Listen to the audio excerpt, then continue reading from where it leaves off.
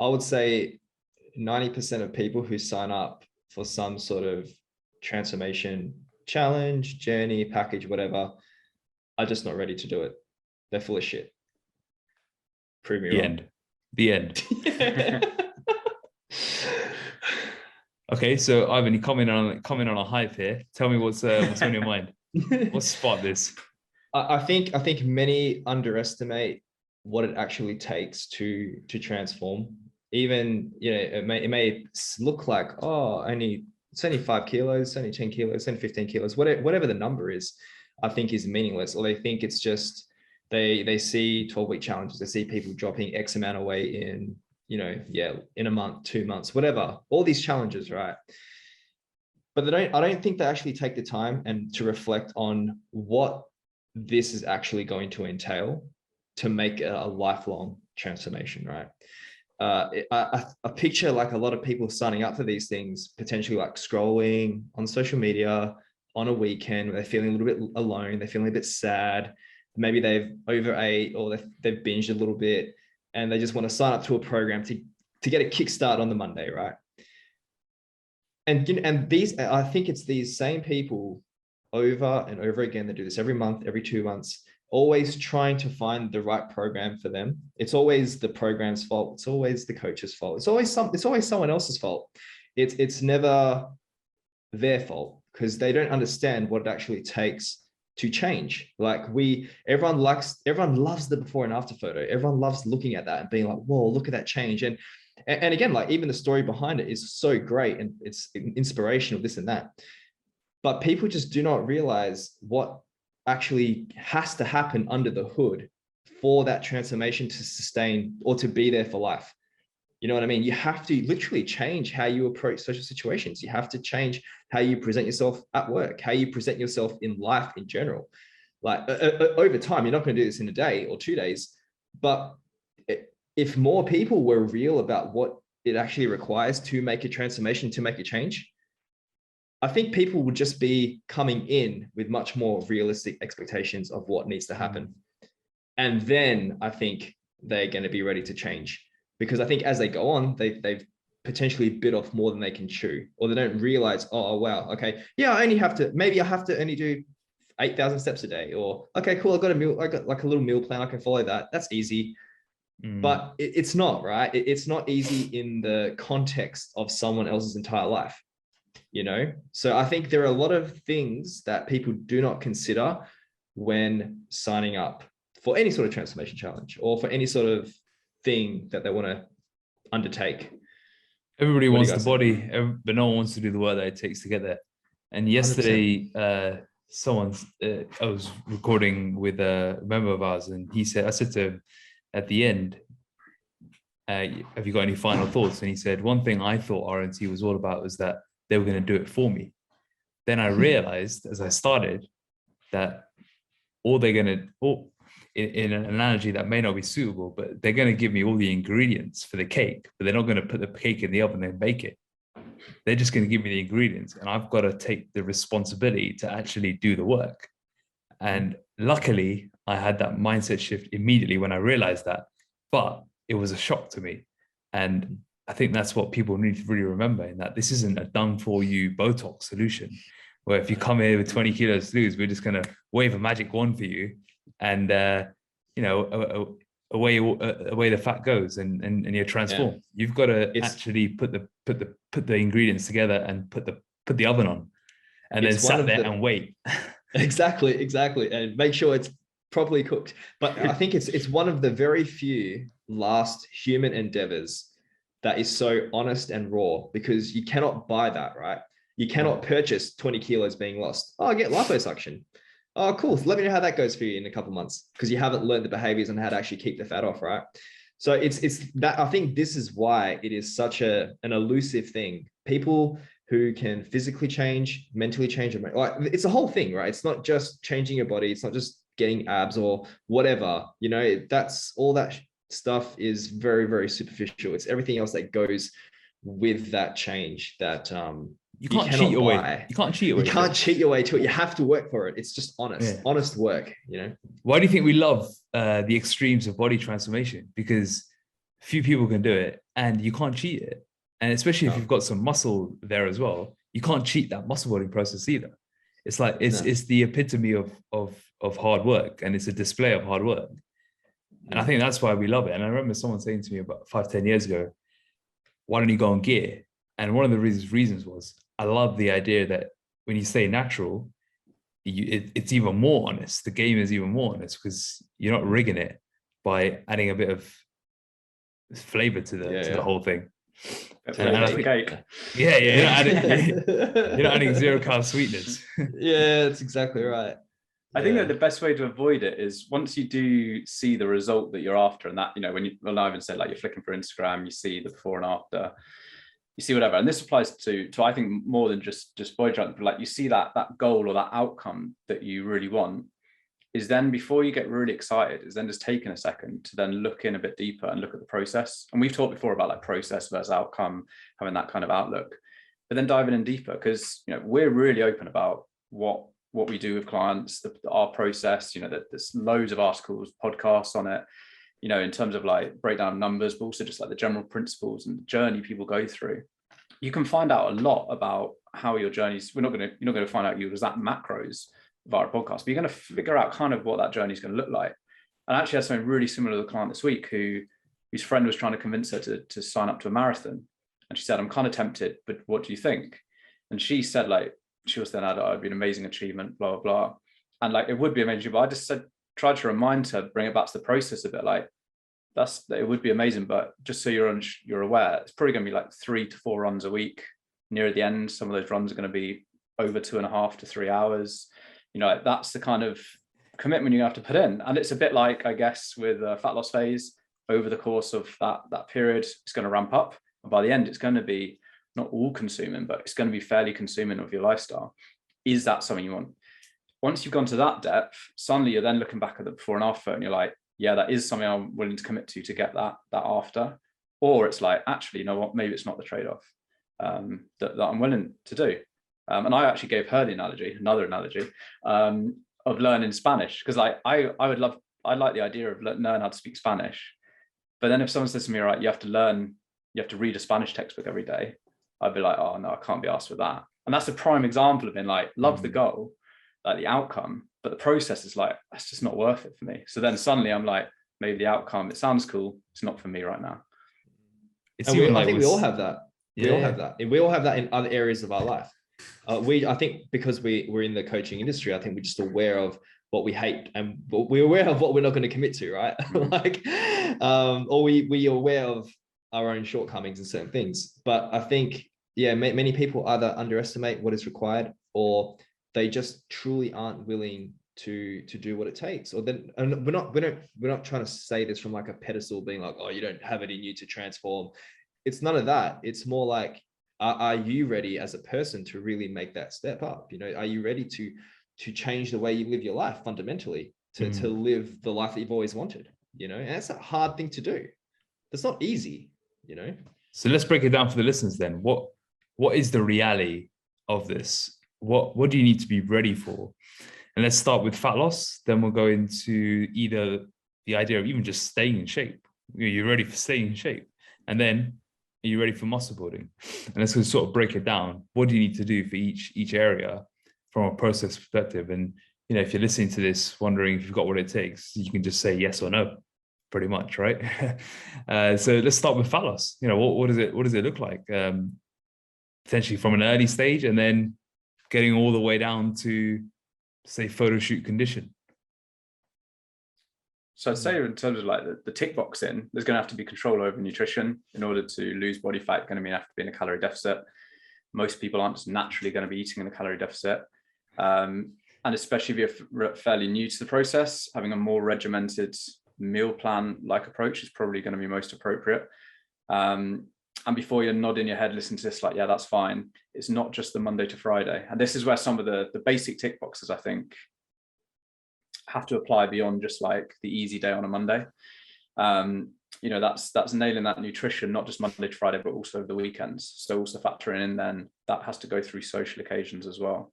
There's going to be an element of increased activity. So if you want to get in great shape and look good, you're going to have to do some kind of resistance training. I say baseline around 3 times a week. Cardio it's not essential, but it's likely going to be advantageous to accelerate kind of fat loss and aid that calorie deficit. And then a step target as well, with the similar aim really of the steps. And like I said, all those things, it's very easy to nod your head and go along with if you're just thinking Monday, Tuesday, yeah, it's fine. But when you're doing this, think about doing that same thing over the weekend, potentially over an upcoming holiday, whatever it is. It's the consistency of implementing those things that's really going to count. So then you go off just the tick boxing, and then you have to start thinking about, are you open to changing the way you socialize? Are you open to changing the way you manage stress? Because some of those days you're going to come home, your boss will have shouted at you, your boyfriend will have cheated on you, whatever, who knows what it is, but there's going to be things that are stressful. Are you then going to keep ticking those boxes, or do you reach for the ice cream and whatever else may be? Great. And again, this is, we speak about this so much, and it is all part of that ongoing journey of you learn. I've literally come to this conclusion that the people who can achieve their fat loss goal and sustain it for the rest of their life are also the same individuals who just can handle stress extremely effectively. Their emotional intelligence is sky high, which is allowing them to maintain a really good physical level of health. It's very rare I've seen it the other way around. It's very rare I've seen someone who's extremely, I'm not going to say emotionally unstable, but doesn't handle their stress emotions very effectively.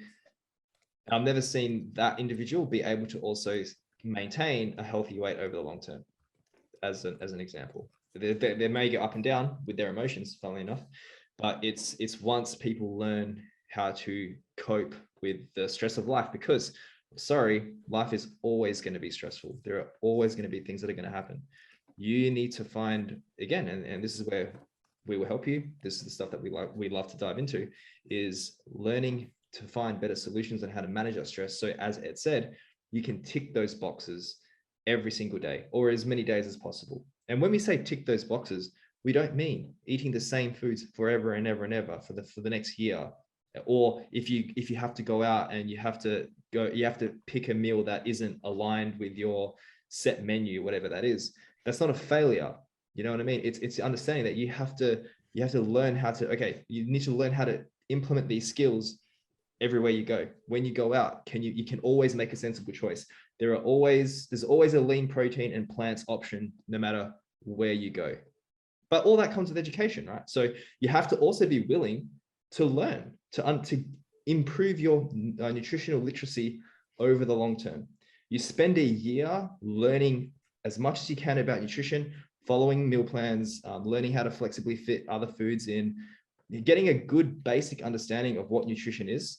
And then that is going to stay with you for the rest of your life. You dedicate a hard year of learning how to eat for you, you can maintain your physique forever, along with the emotional stuff as well. But again, you have to be willing to do that. You have to be willing to learn, to be open to learning, to be open to communicating with others who are on a similar journey to you, to doing all these things, which is going to help create that person that you want to be. It's not about just ticking the boxes every day, because you can tick the boxes, but you can also tick the boxes. I know, you guys know what I mean, right? Like, it's not a person going to the gym saying, yeah, did 3 sets of 12 split squats. You write that down, but did you actually do that? So I think what you said there about the learn and being willing to learn is actually really the crux of, are you ready to transform? Because some of the stuff we said around having emotional intelligence, being able to handle stress, these aren't prerequisites. In fact, like most people we come to don't have that, and then they learn it. What allows them to learn is coming with an open mind, being willing to change, wanting to absorb this education. That's what's really required. And all the other things that are kind of like the X's and O's of transformation, if you're willing to learn, absorb that, and then put it into practice and give these things a go, then you are ready. It's if you come and you're not ready to change how you socialize, you're not willing to listen to about how to handle stress in a different way, you're not willing to change how you're eating, actually change, take form critiques on your exercise, things like that. If you're not willing to make changes, then that's when you're not ready to transform. And the starting place isn't so important. It's more that mindset that I think really is the make or break, isn't it? And the crazy thing is, it doesn't mean you become a social hermit, because when you get this education, you suddenly learn how to manage your socials, your travel, your lifestyle changes in a way that feels seamless, in a way that doesn't feel restrictive to you. And you find as you start changing your behavior, your mindset, and your identity, your social tastes and distastes and the way you like to socialize begins to evolve as well. And that's where you start auditing your circles. That's when you start auditing your time better, and how how you spend your weekends start to evolve. And it's one of those things that you might, if you're not on this journey right now, you're listening to this thinking, these guys are basically telling me to become boring people, right? But it's crazy what happens with a bit of education, a bit of coaching, a bit of change in your ability to think, and having that open-mindedness. Suddenly life just starts to evolve in different ways, and you start looking at life in full color. You realize you've been looking at everything in black and white for so long, and suddenly you start seeing in full color, and you want to do things differently. And when you start seeing those results, you start seeing how you feel, look, and perform in such a different way, then these things don't become chores, they become effortless. And that's where things really start ramping up, and you start diving in, and next thing you know, a year later, you're unrecognizable mentally, physically, emotionally, in all aspects of your life. But it starts with having that open-minded willingness to learn, and being willing to change all aspects of your life, and things that start having an uncanny way of falling into place. And that's when, all the incredible stories that we've had on the podcast, and the case studies start coming to life. But it all starts from that first step, and being willing to just go all in. We always tell our members on our welcome aboard, just go all in for a year and trust the process and see what happens, because it gets crazy, right? Yeah. And as we said before, this is not about like culling your friends, or having to be a hermit or be a complete loner and never leave the house because your meal plan says you have to eat a certain meal. It's like, no, that's not the message at all. We are saying that you can, you can actually go out and not eat a whole lot of food. You know that, really? right? No, how do you do that? Exactly. But for a lot of people who may be just listening, that idea may sound super foreign. It may sound really strange, or for some people, going out and not having a drink is really, really weird. It's like, what do you mean? What, just I have to drink when I go out. I'm at a bar, I have to have a drink. It's just like, but when you really question those things, why? And at the end of the day, it's more just because they want to have something in their hand, and they want to ease that social anxiety a little bit. So, really, what if you actually worked on yourself, so you were that confident that you could literally just go out and not need a drink to talk to people because you're that confident in who you are? Just a thought. I mean, the thing with the alcohol thing is it's like, I was out on a Monday at a bar, and I said to the waiter, I was like, you got any of that non-alcoholic seedlip gin? And he was like, yeah, we do. He's like, yeah, can I get a non-alcoholic gin and slim tonic, please? And I tasted it. It tastes exactly the same as gin and tonic, but I just didn't want the alcohol. And then we're in this swanky downstairs bar, and all these amazing cocktails. And then Chandy orders something off the menu, and he's like, oh, what do you want? He's like, let's have Diet Coke, please. You got one of those? He's like, yeah, sure, coming up. But I was like, that is completely cool, and like no one cares. Yeah. The waiters don't care. The people you're with don't care. It honestly does not matter, and you can have a non-alcoholic gin and tonic, and that's cool, right? So I think these sorts of things just start evolving once you get into it. But Ivan, whilst we're on topic of like eating out and losing weight, obviously there's an incredible article that you've written on the website. Just give 3 quick hacks that you could implement if you are eating out and you're worried that you're going to fall off track with your fat loss goals, just so people realize that this is not difficult. Like 3 simple hacks. What can you do? Yeah. We're not trying to downplay it, because remember, we need to understand we've been doing this for a long time. A lot of this is second nature to us, right? So I understand how there could be a lot of anxiety going into a social 100%. event, or I get that completely. But it's just again, and this is where the educational aspect really shines, because once people learn that, okay, cool, well, no matter where I go, really, I can always look up the menu if I need to. I can always make a really suitable choice. And the choice doesn't have to line up exactly the calories or macros that you think that meal has, right? I think people get too caught up in, is that the same calories as the normal meal that I would have? I don't know. And they just overthink it, when you want to be looking at it from a perspective of just like, okay, well, what are my options here? Okay, luckily there is some protein and veg here. I'm just going to go for that option, right? And okay, so what? The veg and protein meal comes with a little bit of fat on the salad or whatever. It's not the end of the world. Oh, it's cooked in a bit too much oil. Not the end of the world. You tried to make the best decision that was available to you, and that is what should be celebrated, right? It's not about, you get your chicken and veg and you realize, oh, it's doused in olive oil. And then you go, well, I've ruined it anyway. I may as well just have like 10 drinks, go out, get a burger, do this and that. That's the completely wrong mindset. Again, the approach should be, cool, I try to make the best decision here. I went for plant and protein. Okay. Another simple hack could also be, before you go out, just don't go into the meal hungry. I think this is the biggest mistake that people make, is this buffering notion that we're trying to eradicate for the last year, is that I think people they try to starve themselves for the entire day to warrant this meal out. And not only does that never lead to anything good, you just end up creating this negative relationship with food anyway. You restrict healthy, nutritious foods to stuff yourself full of garbage. And again, what is that really? Just so you can control your weight for a day, or so you think. But what you don't realize is that you're just cementing these poor relationships over time. And that is not what we want. We would rather someone eat their normal meals throughout the day, and then when they go out to this social event, make a sensible choice, or maybe have, there's a strategy called protein preload in the article, where you literally just have like a huge protein shake with some protein powder with a bit of xanthan gum, a bit of water. You make like a thick shake that you have prior to going in. So you have that, and then you're just not hungry. You're quite full. And when you're full and satisfied, your predisposition for wanting to overeat just comes down. It's cravings are very, like, cravings and all that stuff is triggered a lot by hunger as well. Hunger and environment. Obviously the environment of a restaurant and all that is triggering enough, but if you go into that super hungry already, you're setting yourself up for a disaster. So go in there relatively full, understand it's not the end of the world, do your best to make the best decision, and then just go from there. Will your weight go up the following day? Maybe, maybe not. It's not the end of the world. It may just go up because of water retention due to having a bit of extra salt in that meal. It's not that you just gained a kilo of body fat in that meal. You made the best decision you could, get back on plan and just see what happens. And you do that every time you go out, 6 months to a year, you'll be completely unrecognizable as well. Like, it doesn't have to be super complex. I think people over exaggerate the negatives, you know what I mean? If done incorrectly.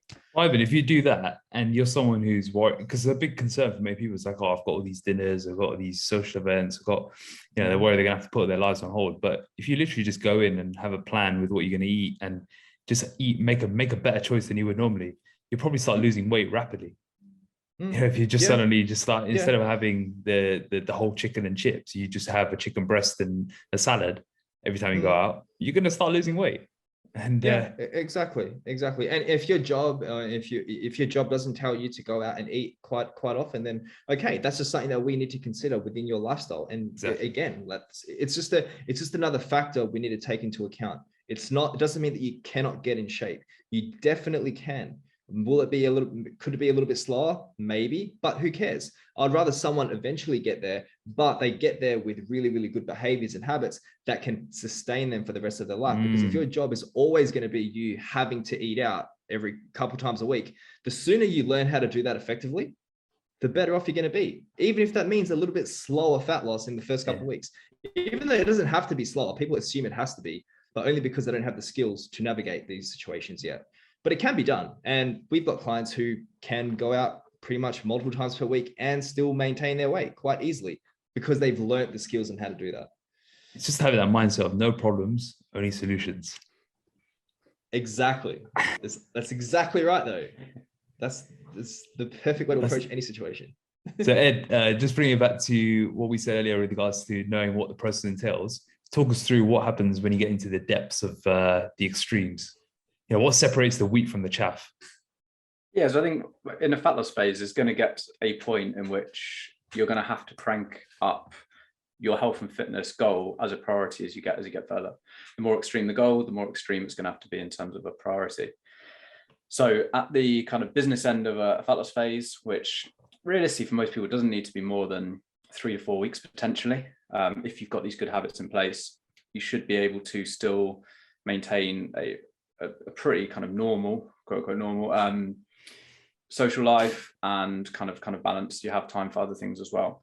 In that last period, which we kind of like coin often as the grind phase, where you're really pushing hard for that checkpoint, whether it's a photo shoot or whatever, it's going to be a time-consuming task. Well, goal is going to require a lot of your time, but also it's just going to require a lot of mental and physical energy. So potentially the amount of mental, and most like, I guess, bandwidth that you've got, as well as that physical energy and physical time that you've got for other endeavors in your life, will be limited. That's just the same as if you prioritize anything else. Like if you have a really big project at work, maybe that takes priority, and at working a couple of extra hours each day for those few weeks, that's more a priority. Other things have to pull back. Doesn't mean you have to quit your job or, you know, like get divorced for that grind phase, but it just means that you're going to need to have that as a priority, because ultimately, if you're not ticking those boxes that we've said earlier in terms of like hitting your steps, hitting your cardio, then you're not going to hit your checkpoint at the date you're aiming for. So that's going to become a bit of a bigger thing. Maybe that means social occasions have to be pulled back, maybe in their frequency. And maybe in that time, you do need to change how you are socializing. Because I think what was discussed there around being able to eat out and still make progress is 100% right. When you're in a grind phase and you're pushing really hard, potentially calories are very low, so there's going to be smaller room for error. Potentially a couple of meals out, even if you make good choices, is still going to have a negative impact on your progress. Not necessarily, it can be done, it has been done, but if you want to make life easier for yourself, it's probably not going to be what you want to do. Likewise, even if you nail the calories exactly, you're probably not going to get as much volume as you could at home. It's going to be worse on satiety, etc. So it makes more sense to potentially scale back a little bit. Doesn't mean you can't see anyone. Maybe you shift those meals to a coffee or a walk, especially if step target's high. Meeting people for a walk is brilliant. It kills two birds with one stone. But for that predetermined short amount of time, it's going to have to be a relatively high priority. Once you hit your checkpoint, go and move into consolidation, it then starts to taper down the other way. It's not just going to drop off and you go back to your old habits, but you pull down. And the point of consolidation really is bridging that extreme high priority with a sustainable long-term solution. And you basically just connect those two dots. Once you've hit that, you're then in a great place for an investment phase. And that's where you can potentially push on with muscle building efforts or whatever the goal is at that point. But for that short period of time, that grind phase, it's going to have to be a high priority. And you're going to have to be willing to put in a good amount of time, mental and physical energy towards your transformation. So just on that, because obviously this is we know like your biggest pet peeve is this, right? Like there's rarely a week goes by where Ed doesn't say that just need to knuckle down on this thing. No, who is the grind not for? And who is this like, because some people want that photo shoot condition, but they don't want to do what you just said. Or they're not ready for that. What does it really take to go there and to reprioritize your life? Because you're right, like you have to actually say no to a couple of social occasions because the demands are super high at that point and the calories need to be dialed in. Who's this for and who's this not for? So I guess to answer maybe like indirectly is, I think when you join I think this process is brilliant for really highlighting what your true priorities are in life. And they can shift around a bit, but it will give you a very clear idea of at least the top three. And like I said, they can shift around. But when you first join, if health and fitness or this process, transformation, improving yourself, whatever you want to coin it as, isn't in that top three, you're probably never really going to get off the starting line with it because the changes are so much and you're going to have to make such changes. I think the next step change comes at the grind, where again, if it's not a really high priority, you're just not willing to then pull back on maybe a couple of socials or change that meal out for a walk or get up that hour early to do that extra cardio for those couple of weeks or whatever it is.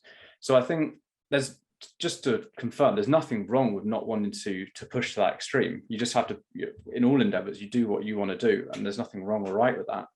But I think the issue that can arise is when, going back to the beginning, you're looking at the after photo, you're saying you want it, but you're then neglecting the process to get there.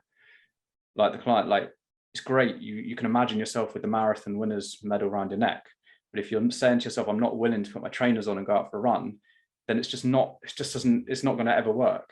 So it's making sure you're really clear on that. So I think being aware of how far you're willing to push in terms of how consistent am I willing to be with my nutrition? If for short periods, I'm willing to nail a meal plan 100%, 7 days a week, then brilliant. If you say, no, I want to have a couple of meals out with my family, okay, well, that's just scales things back a bit. There's only a certain amount of cardio you're willing to do a week. That's fine. But then that will determine how hard you're able to push, basically. One thing I'd add to that is potentially don't make that decision at the beginning, though, because at the beginning, you almost want to answer Ed's first checklist, because once you build that momentum, then it's like, oh, actually, I'm ready to go to that next level. So I think it's important to break it into two there, almost break fat loss into two. So are you willing to do the first bit, which Ed mentioned?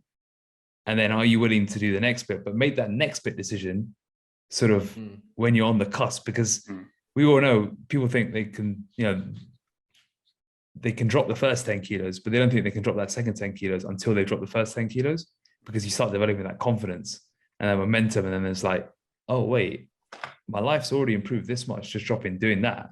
Imagine what could happen if I could do that. And that's where people get all those breakthroughs, because they're pushing themselves in ways they never thought was possible. So I think it's important potentially to answer the checklist in two chunks, rather than thinking, can I do what it takes in the grind when you've not even done 10,000 steps a day? Yeah, definitely. Because it all layers on top. And once you're hitting 10,000 steps a day, suddenly 12,000 seems doable. When you're doing 4,000 steps a day before you start, 10 seems mental. So yeah, like you said, you definitely layer up as it goes on.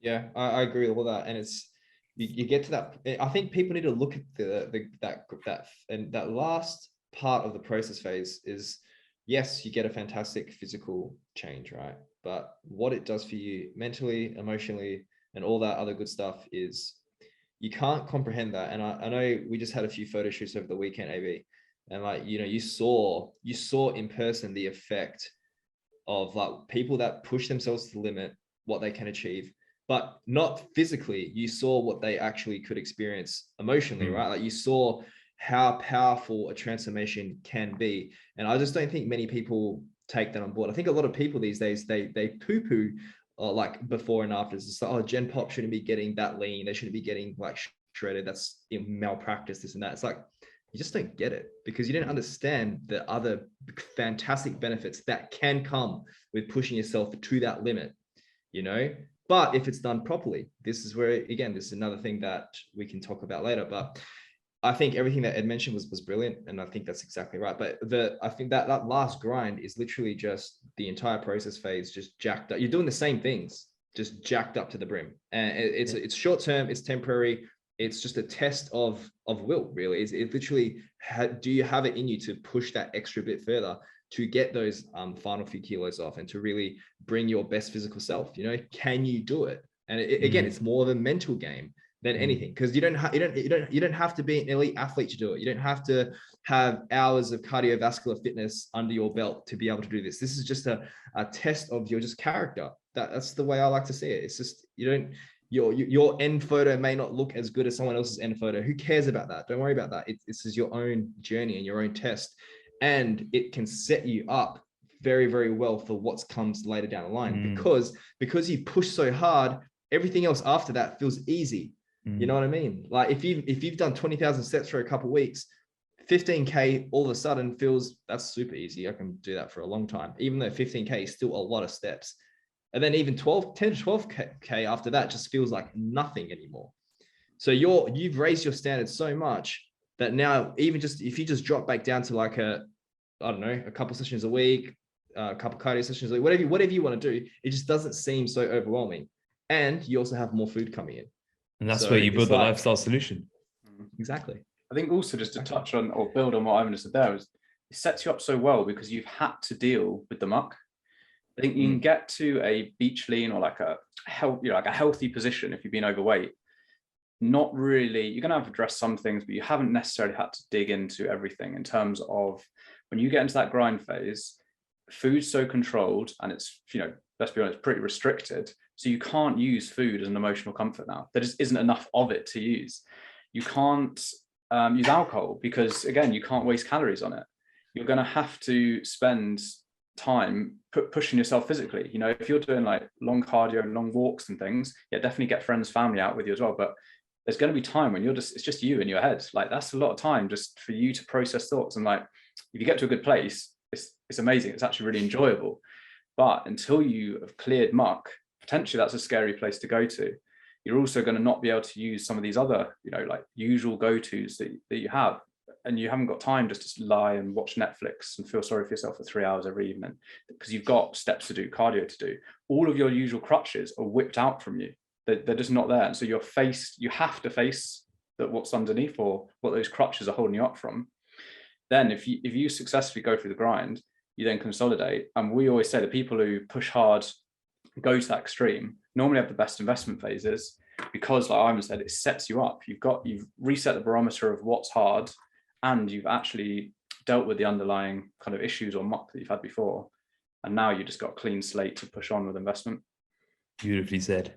And this is why I think I started a recent article saying like the more physically active I am, the less I need to meditate, because you do that much physical activity, you will be meditating. You'll be actively meditating and watching your mind and watching everything, every thought that goes by, and you will be going through it. I did a calculation the other day, and my cardio wasn't even that high for this prep, but I think I spent 19 and a half hours on the stepper, unplugged. If there's anything that's going to wade through your thoughts, that's going to do it. So yeah, I think what you said is perfectly said. And I think that's where so much of the benefit comes from, because so many people have never been in that situation. And it's so unique because we get pushed in other areas of our life, but in this, we're in control when it stops. Like if we want to press off, you can do it at any point. If you're on the treadmill, you can press off and cut your cardio in half whenever you want. There's biscuits in your cupboard. If you want to stuff your face, you can do it, but you're just deciding not to. It's like normally at work, your crazy workload, you're not in, like your boss is slamming more papers on your desk. You can't stop that. But this is like a hard period but you're totally like, you're in control of it, and you're actually just bringing it on. Like you're dying on the treadmill and you're cranking up the speed more, even though you know you could turn it off if you wanted to. Well, this is where self-esteem comes in place, because only you know you're doing these things. It's like, you know, Ivan, you always say, what you eat in private, what's the word? What you eat in private shows up in public, right? Yeah, what you eat in private, or what you eat or what you do in private shows in public. Yeah. And this is that scenario that only you know if you've turned that speed down. Only you know if you've eaten that biscuit late at night. And, you know, you can go out and say you've hacked the system, but you're going to have to sit there at night and think, you know, I wish I didn't do that, or I wish I didn't do this. And that's where you start losing self-confidence in yourself, when you do mess up on these things. But if you accept it and move on and try and get it better, then that's another story. But that's why I think nothing compares to a body transformation done well, done properly, and done to the right extent. Nothing in life could beat it. Yes. But it all stems to that initial question: are you ready to transform?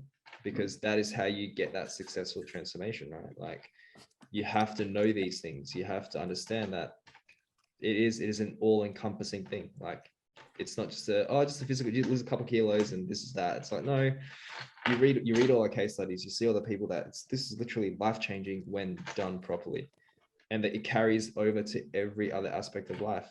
That's when you know a transformation has actually happened. If you just have a physical change, but you're still a dickhead in life, or you're even worse to your friends and family around you, you haven't changed. You're still an idiot who just lost a couple of kilos. It means nothing. You know what I mean? The physical must be the vehicle. It always can be, you know, like it's the transformation should allow you to excel in all these other areas. If it doesn't, then it's a waste, in my opinion. And you're just a gym bro. You just lifted a few reps. Not even. You're just, I don't know. You're a professional dieter. I don't know if that's even a thing. You're not even a gym bro. Awesome. Yeah. Well, if you are ready to transform and you want to see if you've got the commitment, consistency, and coachability to do this, just get in touch with our team today, because we're the best in the business when it comes to transformation. Enough said. On the next part of this series, we're going to discuss, are you ready to build muscle? So once you get to your transformation checkpoint, you're in the shape of your life, you get through consolidation, then you've got the opportunity to build muscle. Or are you ready to even, should you even do fat loss before at the start of the journey, and should you go straight into muscle building? So we're going to cover that in the next part of this Are You Ready To series.